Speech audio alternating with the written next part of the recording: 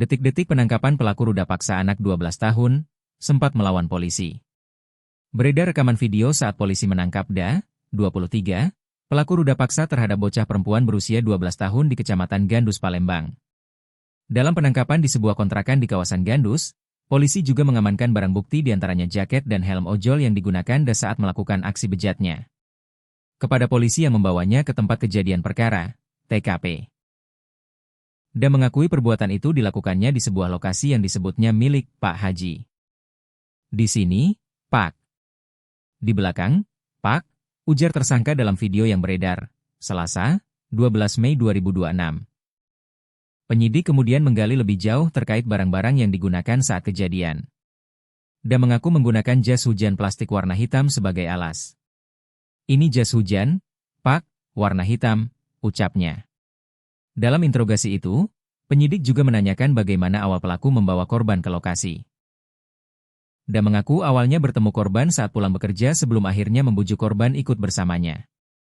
Selanjutnya sesampainya di TKP, korban diturunkan dari motor. Pelaku lalu melancarkan aksi bejatnya. Namun, suasana pemeriksaan berubah tegang ketika penyidik menanyakan apakah korban diancam. Setelah sempat ditekan, pelaku akhirnya mengaku telah mengintimidasi korban. Iya, Pak. Siap, Pak, jawab pelaku, sehingga membuat korban yang diancam akan dibunuh hingga menangis. Setelah melampiaskan nafsu bejatnya, pelaku meninggalkan korban sendirian di TKP. Pengakuan itu membuat suasana interogasi semakin emosional. Penyidik berulang kali meminta tersangka berkata jujur terkait seluruh rangkaian kejadian yang dialami korban. Kasus ini sendiri menjadi perhatian publik setelah korban mengalami trauma berat dan harus menjalani penanganan medis. Polisi memastikan proses hukum terhadap tersangka akan dilakukan secara tegas sesuai ketentuan yang berlaku. Korban harus dioperasi. Seperti diberitakan sebelumnya, kasus memilukan dialami PS ini terjadi di kawasan Jalan Letu Karim Kadir, Kecamatan Gandus, Palembang, pada Minggu, 3 Mei 2026, malam. Akibat kejadian tersebut, korban harus menjalani operasi dan mengalami trauma mendalam. Hingga kini kondisi korban saat ini dikabarkan mulai membaik dan telah diperbolehkan pulang dari rumah sakit untuk menjalani pemulihan bersama keluarga di rumah.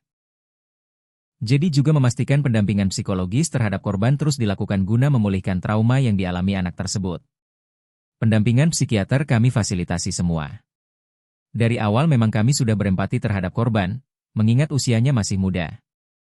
Untuk pengobatan dan pendampingan sejak laporan masuk sudah kami berikan. Bimbingan psikiater juga akan kami segerakan terkait pemulihan kondisi korban, ungkapnya.